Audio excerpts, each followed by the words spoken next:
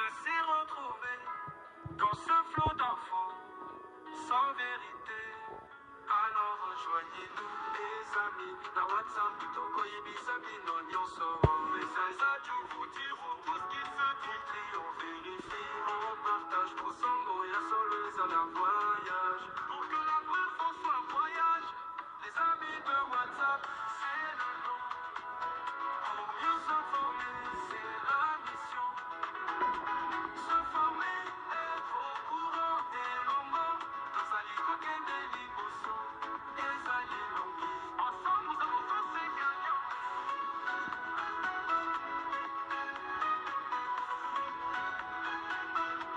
Les actus du monde à celles d'ici. Tout Colobagnon sans souci. Politique, économie, culture. On décrypte, on vous rassure. Alors rejoignez-nous les amis dans WhatsApp. Tout Koyebisa Bino Nyonso. Les amis sur tout ce qui se dit. On vérifie, on partage pour son voyage. Soleil à la voyage. Pour que la vraie fois soit voyage. Les amis de WhatsApp, c'est le nom. Mieux s'informer, c'est la mission. Se former, être au courant des longueurs. Dans Ali Kokende Liboso, des Ali Longi. Ensemble, nous avons tous ces gagnants.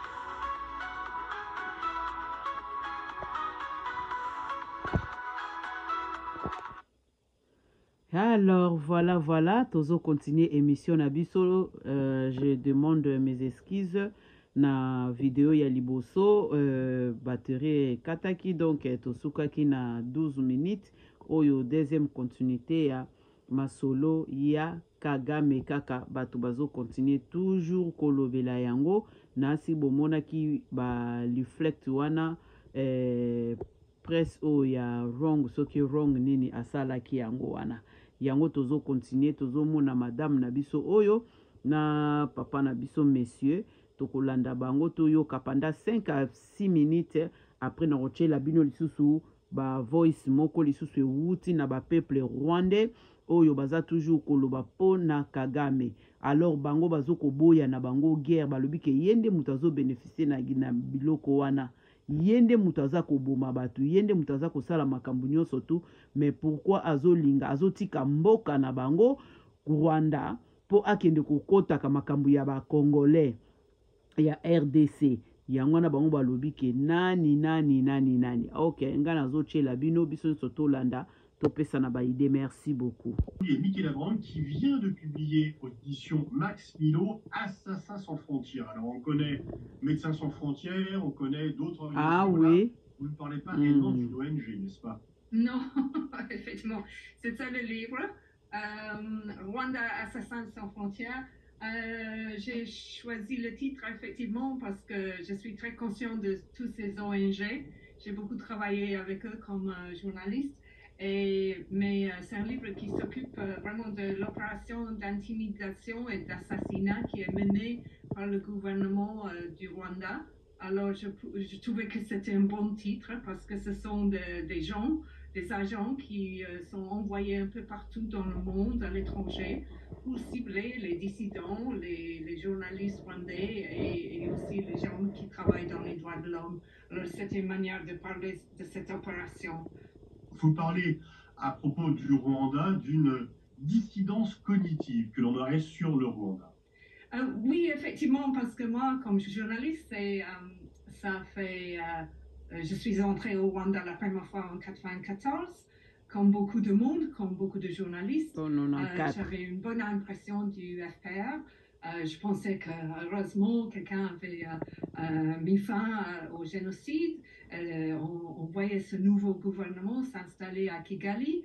On voyait que c'était un gouvernement multi-ethnique. Il y avait des Hutus, des politiciens Hutus là-dedans. On parlait de la paix, de la réconciliation. Ça m'a fait un bon effet. Mais après, ce que j'ai vu, c'est qu'avec les années qui passent, on a vu un visage beaucoup plus sombre, sinistre de ce mouvement, cette organisation. Et moi, je voulais me rendre compte de ça dans mon livre.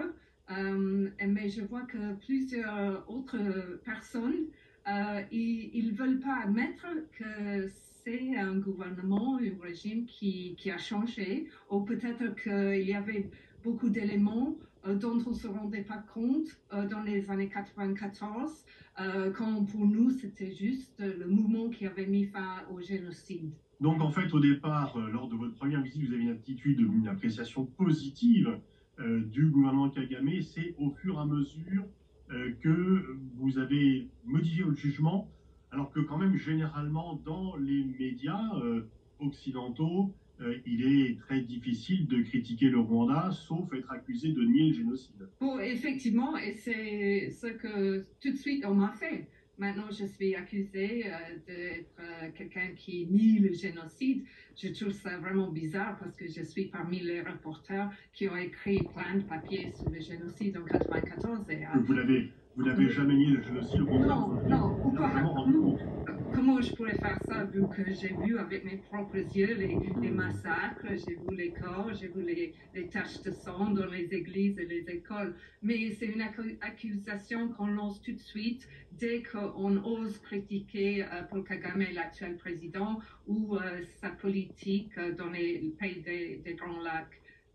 Effectivement, ce que je me demande, c'est quand je vois les articles écrits par les journalistes qui visitent Kigali et décrivent le Rwanda comme la Suisse de l'Afrique, comme un pays qui est propre, et il n'y a pas d'ordures, c'est bien géré, tout va bien.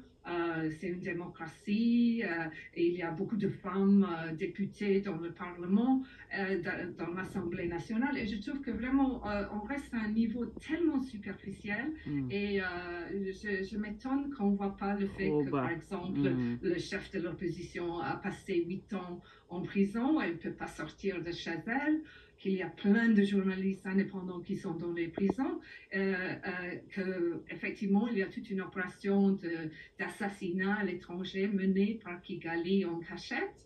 Mais vraiment, la chose plus importante maintenant, c'est l'intervention et l'opération que Kigali mène au Congo de l'Est, où on voit des dégâts. Vraiment, l'effet est très dramatique dans les Kivu, mais apparemment, on n'a rien à dire. Mon gouvernement, le gouvernement de la France, ils ne veulent pas s'exprimer ouvertement. Avant et dire au président Macron. Paul Kagame, il faut s'arrêter. Alors, il y a Denis Mukwege, prix Nobel de la paix quand même, donc qui est un éminent représentant de la République démocratique du Congo, qui a soigné des femmes victimes de viol, élève régulièrement la tension, mais il prêche un peu dans le désert tout en étant prix Nobel de la paix. Oui, effectivement, Denis Mukwege, il parle toujours de cela, il parle toujours du mapping report. Je pense qu'il a raison, parce que ce qu'on a vu dans le mapping report... Vous pouvez préciser ce qu'est le mapping report?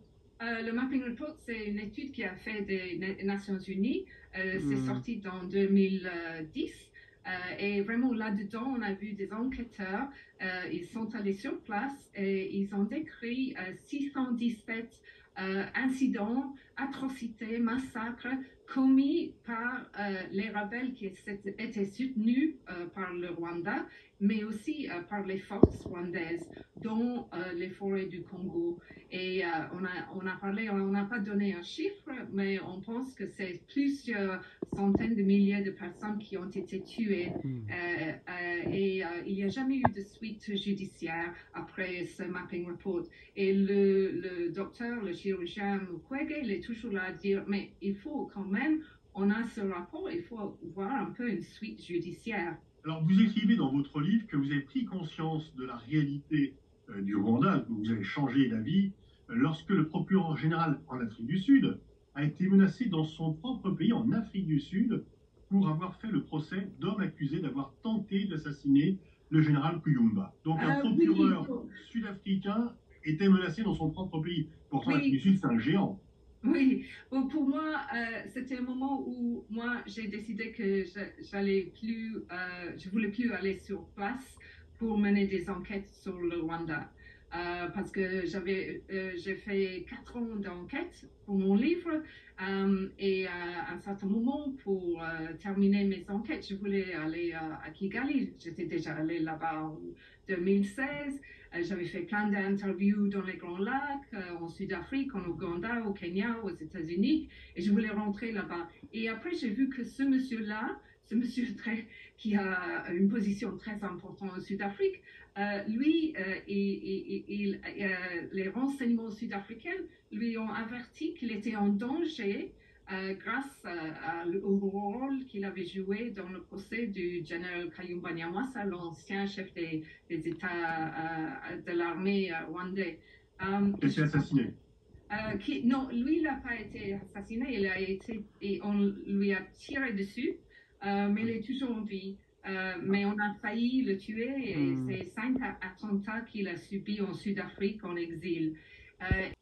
Tozo continue kaka émission na biso na sur bozomona livre oyo nazo continue toujours kotia kaka ba audio lisusu to meka kolanda rwandaise moko na kati ya Rwanda alobeli likambo ya Paul Kagame tolanda biso nyonso tu na bokebi nyonso. Merci.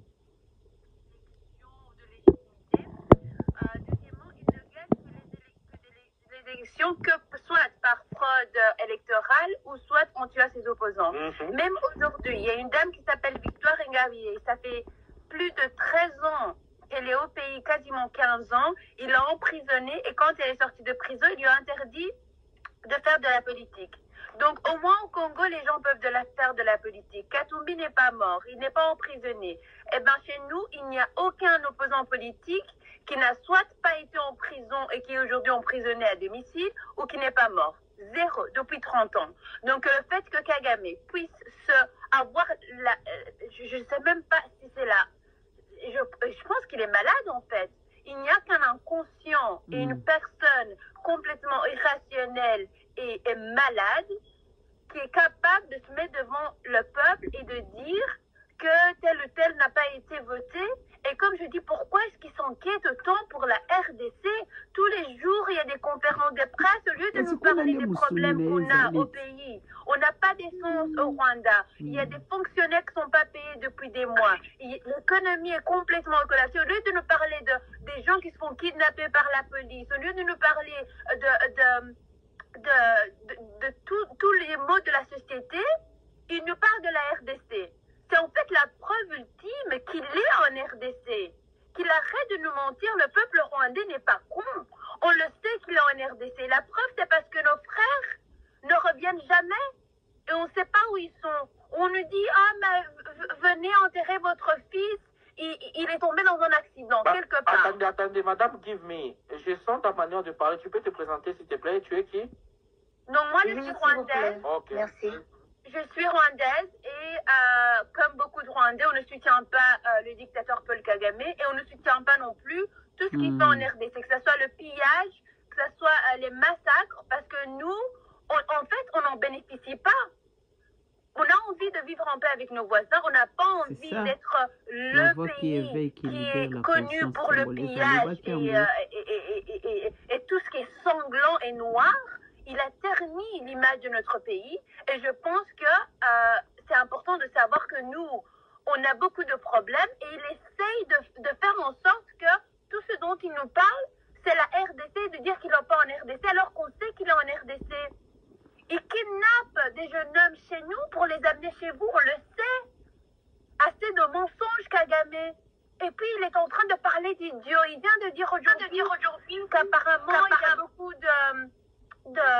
d'idiots et qu'il y a des leaders qui sont idiots, mais enfin c'est le même qui parle, qui a envoyé des soldats en RDC alors sachant qu'il y a des images satellites pour après le nier. Mais qui est l'idiot ici?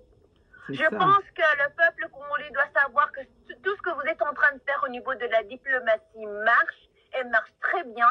Il n'endort pas, il se balade en gilet pare-balles parce qu'il n'endort pas. Et je pense qu'il faut encore frapper plus fort, aller encore plus loin. Partout où vous allez parler de Kagame, de ce qu'il fait, pour que s'il y a encore un pourcentage de personnes qui pensent que c'est un visionnaire, mais il n'a jamais... En fait, tout ce que Kagame a ramené dans la région de l'Est, c'est la mort. Il a semé la mort. Il n'a jamais rien fait pour bénéficier le peuple. Tout ce qu'il fait, c'est soit pour s'enrichir lui ou ceux qui l'envoient. Et je pense qu'il est temps que tous les Congolais sachent qu'il faut être derrière votre programme, de le déstabiliser, d'aller aux Nations Unies, de parler de lui partout où vous êtes. Si vous êtes aux États-Unis, au Canada, en Europe, parlez de ce qui se passe chez vous, nommez Kagame. Et je pense que c'est très important de changer la narrative parce que maintenant, il ne sait même plus où aller. Il a même peur d'aller aux inaugurations sans gilet pare-balles. Il va au restaurant avec son gilet pare-balles. Il a au moins 3 ou 4 domiciles dans le pays. Il ne dort pas au même endroit. Ça, c'est ce que vous avez réussi à faire. Et donc, je dis bravo au peuple congolais. Merci. On est avec vous et on vous attend à Kigali. Parce que la libération, je pense que vous battre sur votre pays ne sera pas suffisant. Kagame est décidé à rester chez vous tant que vous allez le chasser jusqu'à son... Merci, merci. Nasi touti kolanda biso nyonso tu. Donc ndeko na biso ya mwasi oyo aza rwandaise yende mutu alobi nasi ba commentaire vraiment nalinga kotia ba commentaire mingi te nazelaka bino nde botia ba commentaire poto avancer na musala oyo tozo kosala tozo continuer lisusu na ndeko na biso oyo pe lisusu aza kolobela biso tolande lisusu. On m'a dit plusieurs fois qu'il gifle les généraux quand il n'est pas content de comment l'armée s'est comportée sur le terrain, qu'il humilie les ministres, que s'ils sont en retard pour les rencontres, il les donne des coups de pied. Et je pense on voit à travers ses actions, ses gestes, c'est quelqu'un qui est maintenant, il est tellement habitué à avoir tous les pouvoirs et il n'y a aucune personne qui ose vraiment lui dire ça suffit, hein? Maintenant vous exagérez, ça suffit. Parce qu'on ne peut pas dire ça au Rwanda aujourd'hui. Alors comment vous expliquez que quand même la RDC c'est un géant par rapport au Rwanda, mais la RDC, la République du Congo, semble impuissante par rapport au Rwanda, et même l'Afrique du Sud qui est où là quand même c'est pas l'État failli. Comment expliquer que ces deux géants africains soient impuissants par rapport au Rwanda? Oui, bon, il y a des différents éléments pour le Congo, la RDC. Je pense que on a vu que c'est un pays impuissant qui vraiment n'a pas une armée qui compte depuis des décennies. Je veux dire, moi j'étais basée à Kinshasa dans les dernières années de Mobutu, du maréchal Mobutu, et on comprenait à ce moment-là que l'armée, c'était une armée de prédateurs, des soldats qui demandaient des pots de vin dans les boulevards de Kinshasa, mais ce n'était pas une armée qui pouvait se battre et ils n'étaient pas à la hauteur il faut vraiment tout changer Nango des forces rwandaises. Alors je pense ça c'est toujours un problème que Félix Tshisekedi doit essayer de régler parce qu'il est là à inviter des armées de l'étranger à entrer pour combattre le M23, le groupe rebelle, mais c'est parce que son propre armée ne peut pas compter dessus. Au niveau du Sud-Afrique, je pense que c'est une autre histoire. Je pense que le Sud-Afrique, comme les Occidentaux, d'ailleurs, ils ont une sensation de culpabilité profonde parce qu'en 1994, il y a eu le génocide et l'Afrique n'a rien fait. Les Occidentaux, les Nations Unies, ils ont retiré. Nasir tozolanda ndeko na biso awa ndenga aza koloba aza toujours ko condamner armée na biso aleka wana pe akuta ba armée na biso donc ba policier na biso na balabala kosenga kamasanga komela kosenga batu ba mbongo ba biloko wana yango wana toyebisaki Faci Beton tozo continuer toujours koloba avant bango baloba peuple na o déjà oyo basalaka na ba média basi banosaki bongisa salaire ya basoda bongisa yango parce que soki soda azolia bien mwasi na ye na bana bazolia bien bana bazotanga na baekole ya bien biloko nyonso to ekozala te Faci yo koli na poto oyebi polisi ya poto ndenge etravaillaka okomona bango baza konzo baza bien formé esprit bien konzo donc mekana nous kobongisa place wana po boye komi soni koyoka madame mwasi oyo alekaki na France 24 alobi même parole ye pe lisusu mwana mwasi oyo azoleka na comprendre le monde alobi même chose. Où irons-nous? Tokende wapi soni oyo ezolata kaka yo moko te mezolata biso ba misusu ope tozolandaka landaka ba émission tozosalaka ba émission boye. Alors tokomi na suka ya émission na biso na pesi bino nyonso tu mbote chambo na bino nyonso tu. Merci, au revoir.